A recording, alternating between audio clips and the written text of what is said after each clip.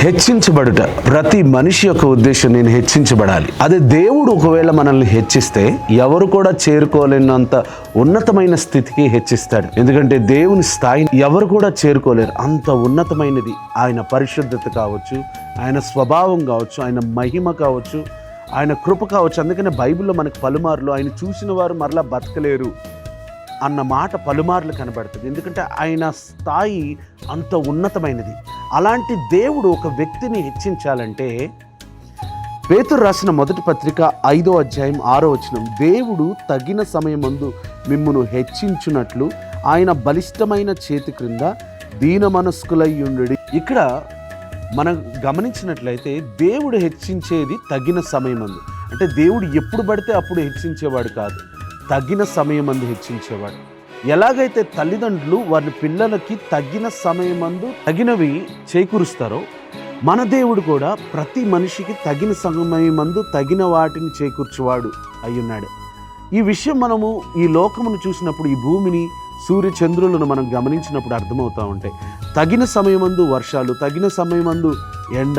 మరి మనం ఏ విధంగా అయితే భూమిని చూసుకుంటామో అదే విధంగా భూమి, సూర్యుడు, చంద్రుడు ఇవన్నీ కూడా రెస్పాండ్ అవుతూ ఉంటాయి. అంటే సృష్టి రెస్పాండ్ అవుతూ ఉంటుంది.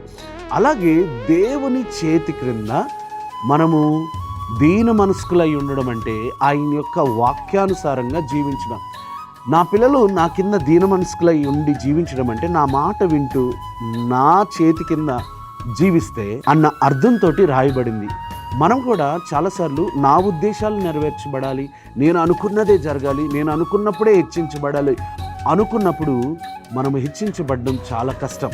అదే దేవుడు నన్ను హెచ్చిస్తాడని దేవుని వాక్యము కొరకు ఎదురు చూస్తూ అబ్రహాము ఎంతో కాలం ఎదురు చూశాడు. 100 సంవత్సరాలప్పుడు కూడా కుమారుని కని సామర్థ్యమును పొందుకున్నాడు.